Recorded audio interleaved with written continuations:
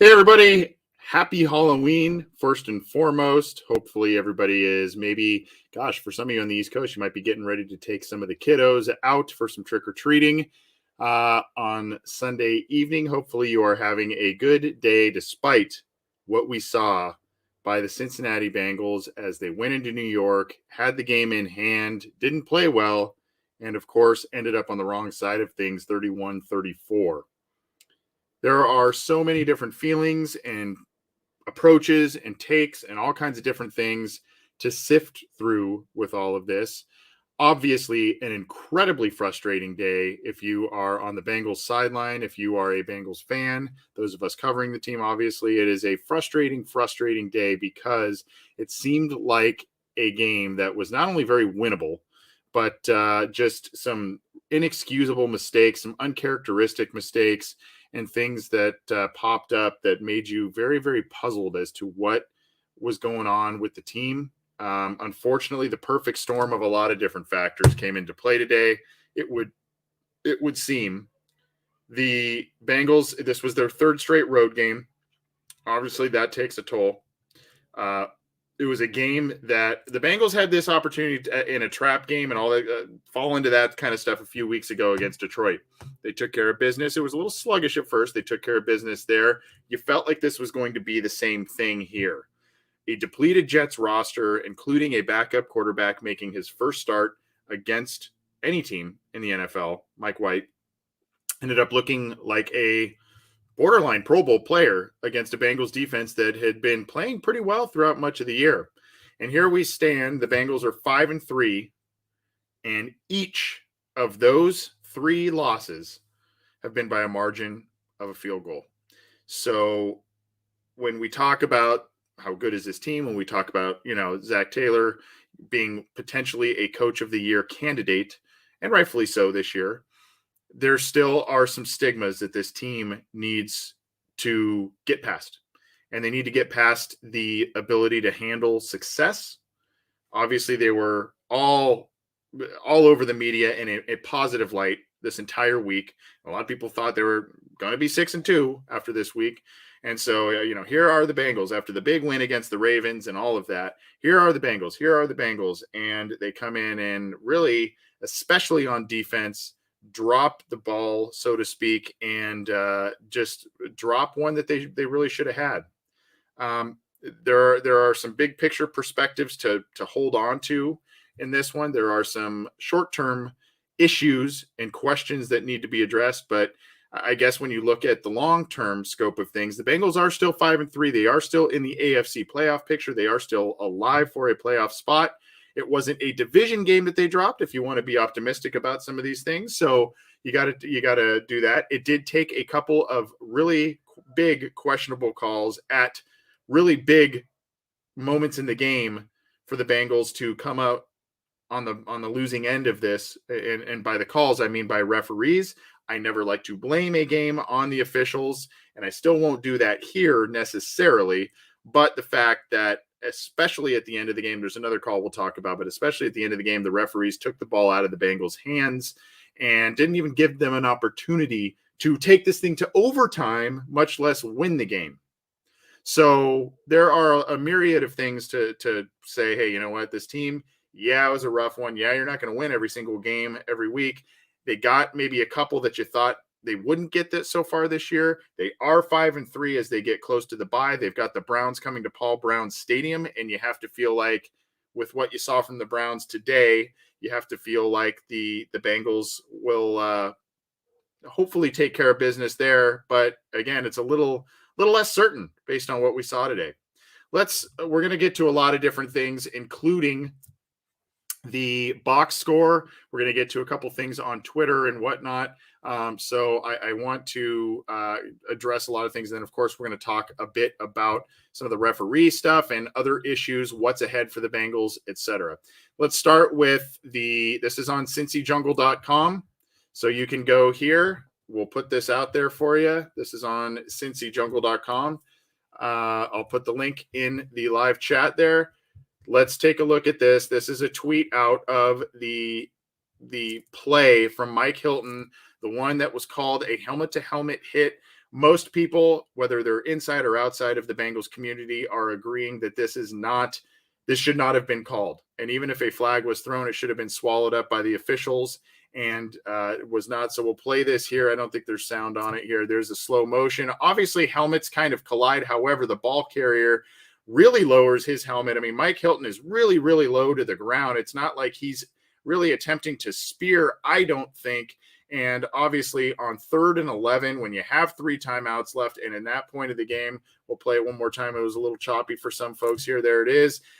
You see Hilton here lowering his head, really was kind of around the hip thigh area where he was going low to take the ball carrier down. Ball carrier really lowers his head, and they call that at a critical juncture in the game. They call that a helmet-to-helmet hit on Mike Hilton, new set of downs, and the rest is kind of history there for the Bengals. Unfortunately, that was one of the egregious things by the referees. The other, not nearly as egregious, but still an important one, the Berrios touchdown.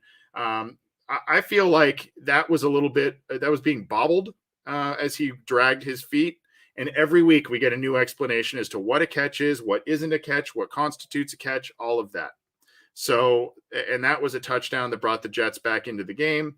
So that was another one that I felt like that should not have necessarily been called the same way that it was on the field.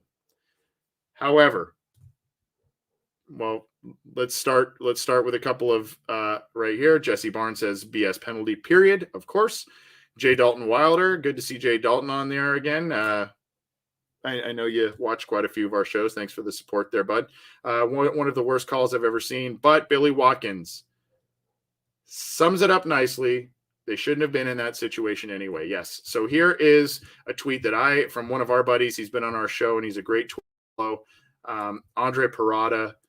This was I thought this was put very, very succinctly. Bengals blew an 11-point lead in the 4th quarter versus a 1-win team playing a backup quarterback making his NFL starting debut. It cannot happen. The penalty on Mike Hilton was one of the worst calls I've ever seen. Just terrible and likely a game-deciding call. Both statements above are true. So while, again, I'm not going to sit here and say the refs cost this one for the Bengals, I don't wholeheartedly believe that. I believe that they cost them a chance to come back in the game. With that call at the end there and the one earlier I mentioned. And I think they had an effect on this game and the score of it, no doubt. However, the Bengals allowed Mike White to play a type of football that I would have never, ever expected them to allow him to play. And it just seemed like the Bengals were sleepwalking through this thing, especially on defense. It seemed like there were some just issues on things that they have been really, really sound on this year. And I knew that the Bengals were officially in trouble when, after their first possession of the 3rd quarter, they did not score any points. So I know they got kind of robbed a little bit before halftime. 15 seconds left, no timeouts. Okay, they were going to sit, at your own 25-yard line. You're going to sit on that ball and go into the locker room. They did get technically on their possession before that. They got a field goal, but the first possession of the 3rd quarter, 0 points. And that is where the Bengals have dominated throughout the entire season. That last possession of the first half and that first possession of the 3rd quarter. That's where they have dominated. Prior to this game, 34 points scored in each types of those possessions, 0 today. And they did not dominate that area of the game on offense.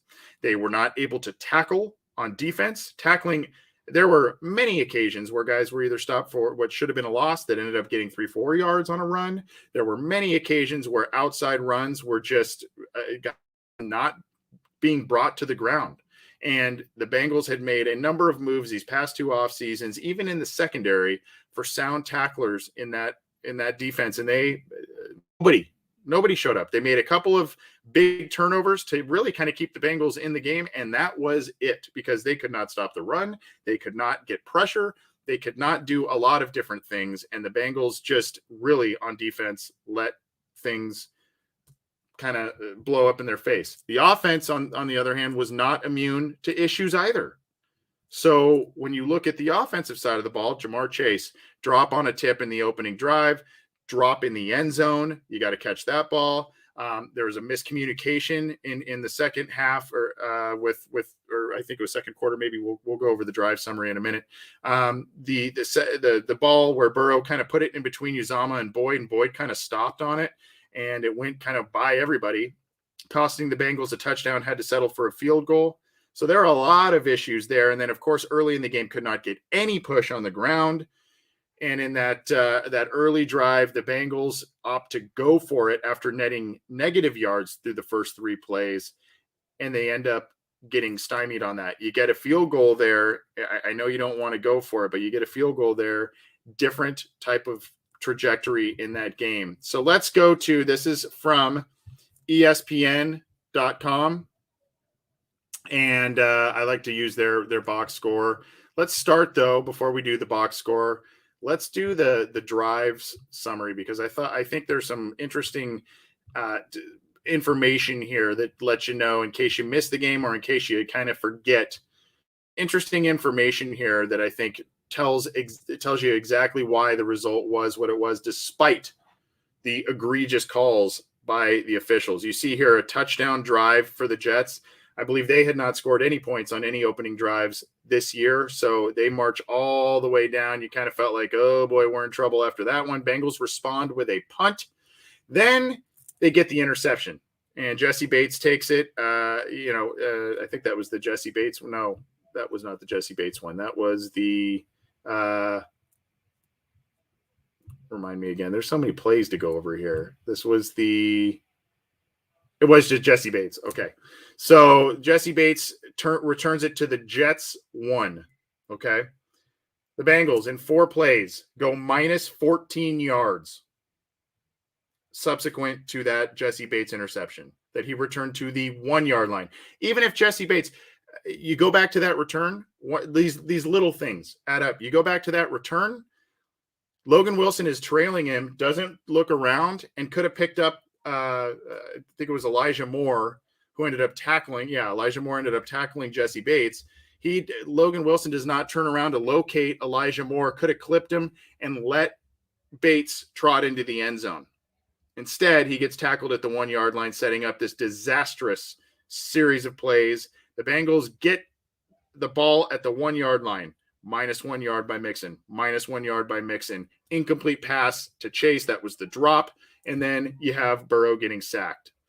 I would have kind of said, you know what, at that point, I am of hey, especially on your opponent's side of the field, especially inside the red zone, you got 1 yard to go, line up and take 4 downs to get it, particularly at the goal line. You can't get it, you don't deserve to win. That's kind of my mindset a little bit. However, here, when you see the 2 backwards plays all of a sudden to start your drive, and then you had a drop from your star wide receiver, I would kind of say, you know what, let's just try and get some points out of this thing after all.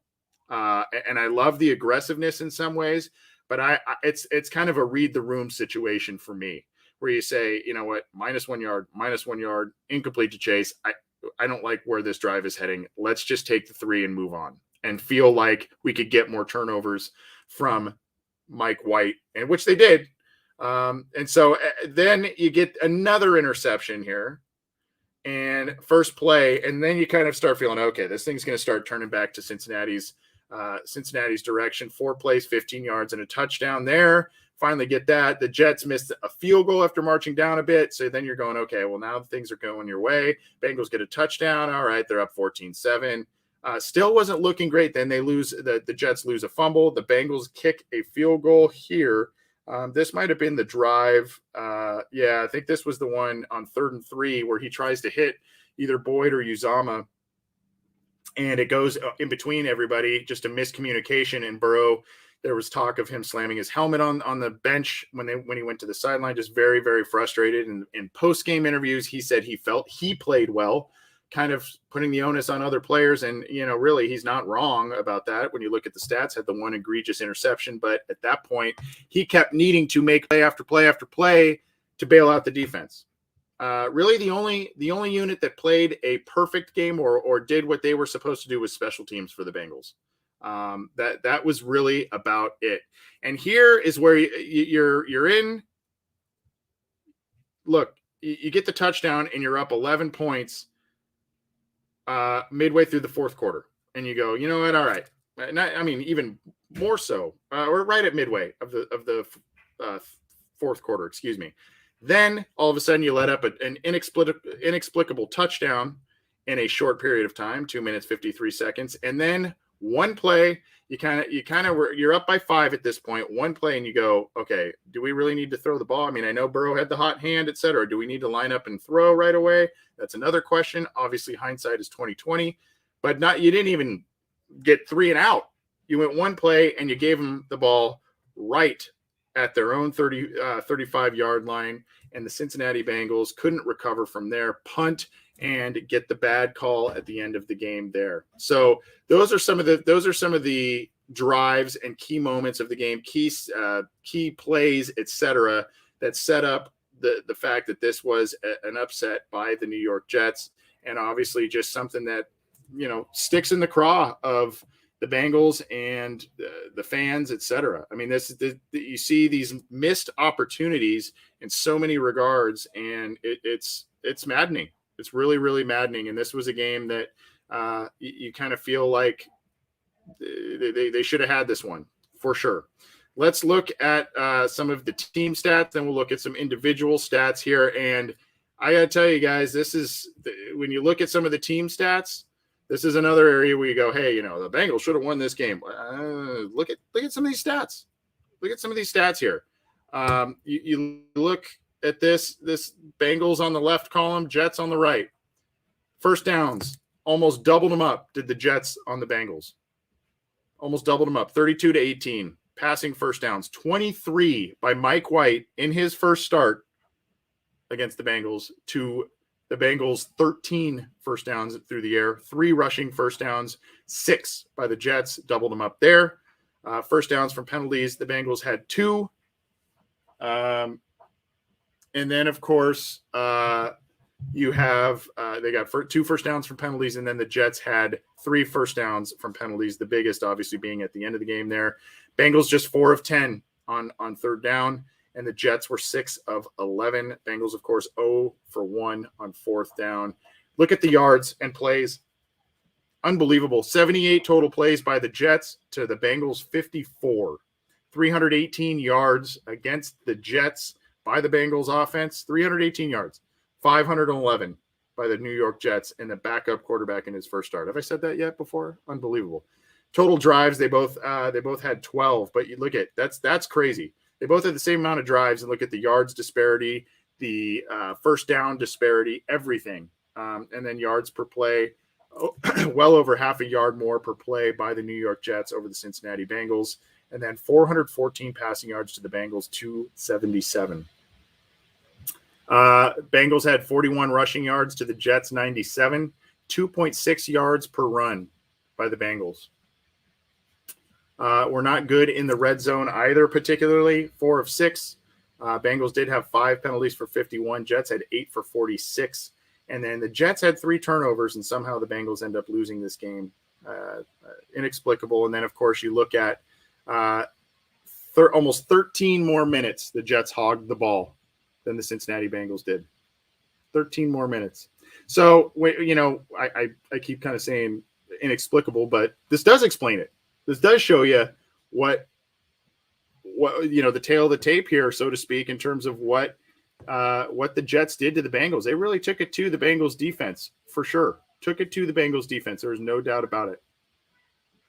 Joe Burrow, 21 of 34 for 259 yards passing. Of course, that accounted. He had 277 total, accounting for the 3 sacks for 28 yards. Did take 3 sacks, one of which on that critical drive early in the game.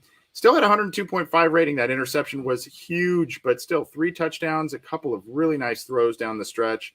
And then Tyler Boyd, by the way, had a 46-yarder. So go figure that one out. Bengals finally did a little trick play of their own. New York, Josh Johnson had to come in and play for Mike White. He was 2 of 4 for 17 yards and got the team a field goal. Mike White, 37 of 45, 405 yards, 3 touchdowns, 2 interceptions. When you take into account two or three drops by his receivers and the 2 interceptions, the fact that he hit, essentially about 41 of his 45 pass attempts. Unbelievable. Unbelievable. We got a little bit of a volume issue here. There's Lappin Dan Horde there. These ESPN videos, sometimes they sneak up on you. Anyway, so here again, 37 of 45, 405 yards by Mike White and 3 touchdowns, 2 interceptions. Did take 2 sacks, 107.9 rating. Had a higher rating than Joe Burrow. Joe Mixon, 14 carries, 33 yards, 2.4 yards per carry and a touchdown. Chase had a 9-yard carry.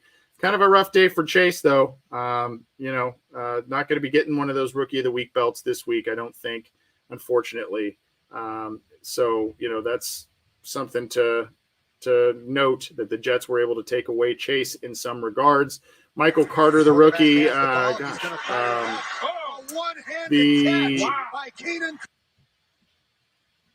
the Bengals here, T. Higgins, 4 catches, 97 yards. Was the team's leading receiver, had a great 54-yarder and another good catch deep into red zone territory there. Tyler Boyd ended up atoning later with a touchdown catch and a nice catch on third down that helped get the team that 11-point lead in the fourth quarter that you thought would be insurmountable for the Jets, but not the case. Joe Mixon did help out quite a bit in the passing game, largely from the 46-yarder from Boyd. 4 catches, 58 yards, and a touchdown. 4 catches for 33. Uzama got going a little later. And you see here, look at the for the most part, the Bengals were okay in terms of catches to targets, with the exception of Jamar Chase. 3 catches for 32 yards, did have a touchdown late, but on 9 targets. 3 catches on 9 targets. So a couple of drops by him, and then just not on the same page today. P. Ryan, 2 catches, 16 yards. Michael Carter, 9 catches, 95 yards. And this is where Mike White did the damage. You see Michael Carter, 15 carries, 77 yards. Michael Carter, 9 catches, 95 yards. Ty Johnson, 4 carries, 15 yards. Hit guys underneath and in the middle parts of the field, and it was just working to perfection for them. And the Bengals didn't seem to want to, or they did not have any kind of answers for this. And you see, look at 10.6 yards per catch, 10.5 yards per catch, 14.2 yards per catch, 11.2 yards per catch, 15 yards per catch. It was just double-digit averages for the top 5 wide receivers for the New York Jets. And high yardage amounts, no 100-yarders, but high yardage amounts for, 3 or 4 of those guys. So that tells you a lot as to what was going on there. The touchdowns to Ty Johnson, Tyler Kroft with the one that brought him back in the game, and then Braxton Berrios.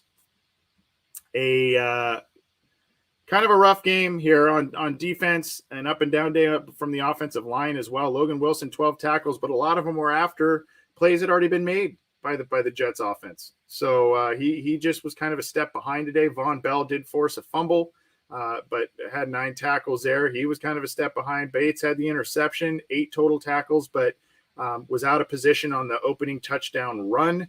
And there were some other things with he and the Bengals secondary. Awuzie, 7 total tackles, a tackle for loss, and a pass defended. But you could make the argument that this was one of his worst games of the season this year. He and that defense were just out of sorts. Pratt had 6 tackles and a turnover. Hendrickson, 6 tackles, did have a sack, but it was just very feast or famine in terms of pressure by the Cincinnati Bengals. Ogunjobi did have a sack. Hubbard, 6 tackles. Apple, kind of a down day after recovering nicely from his first rough 3 weeks. Had a good basically a decent month of football per Pro Football Focus metrics, and then not a great day today. DJ Reader, Mike Hilton, still has yet to make some of the impact plays that you signed him for. Of course, was flagged for that penalty at the end of the game. BJ Hill has really quieted down since the hot start to the season, and not much else behind him in terms of what the defense did. And you see here, credit the Jets defense. They were kind of handling the line of scrimmage for the better part of the game, as were their offensive linemen. Mosley, 10 total tackles. You had the sack from Sheldon Rankins and an additional tackle for loss, which briefly sent Joe Mixon out of the lineup. Just a blown block by Jackson Carman there. also had a false start and also got injured late in the game, but ended up walking off under his own power. Looked like a scary play where he kind of folded backwards and hurt his back. Thankfully, he looks to be okay. We'll wait for more on that. But yeah, I mean, Michael Carter, the other Michael Carter on the team seemingly was everywhere, had a tackle for loss and a pass defended. And just, Quinnen Williams had a sack. Fadukasi was making some plays there. And and Shaq Lawson, of course, had the 2 passes defended, and one was the interception. Just quite frankly, a lot of overachievement by the New York Jets today and a lot of underachievement by the Bengals. And I don't want to take things away from the Jets. Maybe they found something in Mike White. He definitely looked pretty good. But I mean, for the most part, if you go look at our buddy Bengal Jim's Twitter account, when that game was an 11-point lead midway through the 4th by the Bengals, Jets fans were leaving, and they thought they had seen enough. It was 31-20 at that point, and somehow the Jets end up coming back and beating the Bengals 34-31. Bengals had no answers, particularly on defense, and made costly mistakes at inopportune times on offense. Thankfully, their special teams units ended up stepping up. You see Evan McPherson made every kick he was asked to make, 101 on field goals and 4-4 on extra points. Huber, 46.3 yards per punt with a long of 55. So nothing really to scream about on the special team side, but the offense kept him in it, especially when you score 31. And so, they made plays, but the lack of complementary football, we've talked about complementary football a bit on this show. Bengals get a turnover. Jesse Bates returns it all the way to the 1, and somehow you get 0 points out of that, right? The Bengals end up scoring points, and time after time, it seemed the Bengals defense could not hold the Jets and Mike White in his first start. So they just could not get on the same page today. When one unit was playing well, the other was playing atrocious, and vice versa. And that's some of that stuff, and those drives and how those played out showed you that. And then, of course, just the statistical disparity that we talked about as well. So, there are a number of different things you can point to on this in terms of who to blame. I know a lot of people are pointing at the officials, and rightfully so in many ways, but the 2 big calls in this game that went against the Bengals, still, I mean, you're still giving up 34 points in the game. So you have to kind of say blame is passed all around here for sure. Passed all around. So let's keep rolling here. It seems, this team still keeps saying and doing the right things. This week leading up to this game, Joe Burrow and everybody was asked about a potential trap game and things of that nature. Burrow said, this team won't let it happen, and we can't afford to look past this, opponent. Well, it kind of seemed like that was a little bit of what happened. Credit the Jets and what they did, and credit Mike White and what he did. But I mean, it seems as if that was a little bit of what happened here. Perfect storm of 3 straight road games. You just came off a huge win against the Ravens. You were getting your ego stroked all week long, and you've got the Browns coming up on deck, and it just led to a perfect storm of a potential trap game, and that's what happened. But the Jets really, even the score didn't necessarily indicate it, but the Jets were beating the Bengals pretty handily in a number of different ways. So credit them. It was a lot of short and intermediate passing, and they did things beautifully. And the Bengals were, we're just going to kind of let you take that. We're going to let you take that. And they let them take it all day, and it just kept building up and letting them score points. So at any rate, here is a tweet from Kelsey Conway, who covers the Bengals for Cincinnati Enquirer. I don't remember really this happening, especially with the Bengals, but in pro sports, this doesn't happen too often. I think it happens sometimes in basketball because they bring guys out at the same time, but usually they kind of have one guy speak and then they usher that person off and then they bring in the other. But Joe Mixon, Jesse Bates, and Tyler Boyd came up to the podium together. I won't play the audio because it's a little quiet, but you can find it on Twitter. Basically what they were saying in it, though, and credit Kelsey Conway, just essentially we're team captains and we want to come out and have accountability, and we're going to come out and do what we need to do next week to take care of business. This one slipped past us, etc. You can find that there, but kind of an interesting image here with Joe Mixon, Jesse Bates, and Tyler Boyd, all team captains, coming out at the same time and speaking to the media instead of one by one, and doing a kind of a camaraderie team captain type of thing. Some people are so angry at this point in time that they say, so what, who cares at this point? Some people look at that and say, hey, that's a pretty cool thing. I personally trend towards the latter. I think it's a kind of a neat thing, but words are also hollow a lot of times. And so, the Bengals will need to show up next week against the Browns. Unfortunately, we're going to end with this and some other final thoughts, but here is the NFL playoff picture updated from what happened so far today. You've got the AFC on the left, the NFC on the right, and what a fall from grace one loss does for the Cincinnati Bengals. You've got the Titans, who, oh, by the way, won a game on a last-second field goal by Randy Bullock. They are now the number 1 seed somehow in the AFC, followed by the Raiders. Oh, by the way, the Bengals play them in a couple of weeks. You've got the Ravens now, who went from the 5 seed to the 3 seed by doing what today? Sitting on their butts on the couch. They move up and are now the 3 seed. The 4 seed are the Buffalo Bills. The 5 seed is the Los Angeles Chargers, and you've got the Bengals clinging to life at the 6 seed. And look who is in the 7 seed, and look who is in the 8 seed. The Pittsburgh Steelers are coming back into things. 4-3, just beat the Browns, 7 seed, and the Browns are right behind them, 4-4. They face the Bengals this week. So this game next week becomes of paramount importance for both the Bengals and the Browns. That is a wild, wild graphic in terms of what has happened just with the result of this game alone. You see here the Packers have the 1 seed in the NFC, followed by the Cardinals. They just beat them on Thursday night. Great game that was. Tampa Bay hanging on to the 3rd seed. Dallas, the number 4 seed. The Rams hanging on to the 5 seed. Saints are the 6 seed. The Panthers are the 7 seed. And you've got the Vikings and the 49ers with 500 or losing records on the bubble there. So that's what's going on in the playoff picture. Look, the sky is not falling. The Bengals have more things that are ahead of them, and they have more games to play, more important games to play, quite frankly.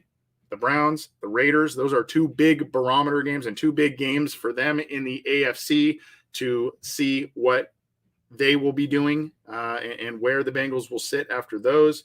And they're kind of back-to-back, I believe. I believe the Raiders are right after the bye week. So it's Browns bye week, Raiders. And so that is that's what the Bengals have on tap here going forward. Look, the Bengals drop a hard one this week, and they have to regroup.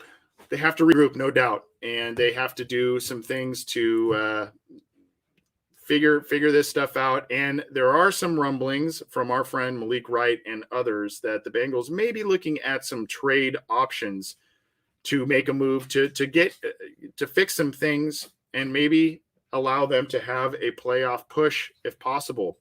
Von Miller's name is floating out there. I don't know if another edge rusher is in their plans. I don't know if another offensive weapon, an offensive lineman, maybe just some rotational help, backup rotational help. I don't know. But the Bengals may be looking to do something before the trade deadline here. We will see, and we will have that for you on CincyJungle.com and on this show, the Orange and Black Insider Bengals podcast. And we'll have all your news, opinions, analysis, commentary, all that kind of stuff for you, not only on this program, but also on CincyJungle.com. You can get this show on YouTube. I believe there's a little icon right there. You can click that to subscribe, and then also click the bell to be notified when we go live and when new content is available. And then, of course, you can get all of the great podcasts on Cincy Jungle's podcast channel through your favorite audio streamer, whether that's iTunes, Stitcher, Spotify, Google Podcasts, iHeartRadio, any of the major ones. We are on them, so go check it out. And, of course, this show, as it always is presented to you by Symbol. Now, unfortunately, the Bengals may have hurt some of you in your survival pools today. I know survival pool I am in, a number of about a dozen people at least in it were knocked out because of the Cincinnati Bengals. Fortunately, I had already picked them earlier against the Jaguars, so it didn't affect me. But if you play survival football, if you play fantasy football, if you do anything with the stock market, you got to check out Symbol, SIMBULL, and then the website is simbull.app/OBI, where you can trade teams, buy, sell, trade teams like they are stocks. You can go in there and invest in teams, whether it is the Bengals, who have surprised quite a few people, or other teams in other sports. Even you can go buy teams like their stocks and either play it for a long-term gain or maybe make some money short-term and turn it around that way. What they do have going is a promotion for our listeners. If you use the promo code OBI, you get a $500 money-back guarantee if you deposit up to $500 in your account, your Symbol account, and you lose money. They will protect it for the first 90 days that you sign up with them and submit a deposit into your account and make transactions. Not many folks and not many companies can say that. You got to use the promo code OBI, and you got to go to simbull.app/OBI to take advantage of the promo. We are going to get out of here, and hopefully the Bengals can find a way to recover from this one. Again, the Bengals lose 34-31 to the New York Jets, and they have some catching up to do, as obvious as it is with the AFC playoff standings. The Bengals fall 5 spots in the standings there, so they've got some making up to do for sure. Again, I'm Anthony Cosenza with the Orange and Black Insider Bengals podcast and CincyJungle.com. Thanks for tuning in for the post-game show. I know a lot of you got a lot of Halloween stuff to do, so hopefully you have a fun and safe Halloween. Hey, if you got some costumes, Bengals or otherwise, share them with us on our social media account if you want, at Bengals OBI, on Cincy Jungle's Facebook page, or wherever you check us out. We'd like to see those and share those. Appreciate all of you for tuning in. I know this wasn't an easy one to digest in a number of different fronts, but we can commiserate a little bit. Look, again, I am very, very frustrated at what I witnessed this afternoon. However, the Bengals are 5-3. They're right in the thick of things. They've got winnable games ahead of them and important games ahead of them in the form of the Raiders, the Chiefs, the Browns, all less, they're more vulnerable than they seemed earlier in the season. And the Bengals now are, this is one of those things that could be coined as a turning point in the Bengals season. They could take this opportunity in this game and say, look, we have not arrived yet, despite what everybody said in the media this whole week, and despite what we did against the Baltimore Ravens, we have not truly arrived yet. And when we truly arrive, we need to take care of business in games like these, and we need to win on the road and at home against our big division rivals consistently.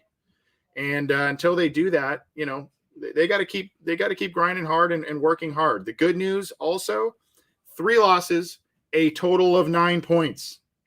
They will be in every game, folks. They will be in every single game. Even when they play poorly, they will be in every single game. And, I know you want to come out on the right side of things, and the Zach Taylor era in one-possession games, the record is not good, but, things are still moving in the right direction overall, despite what we saw today. I think we can all agree about that.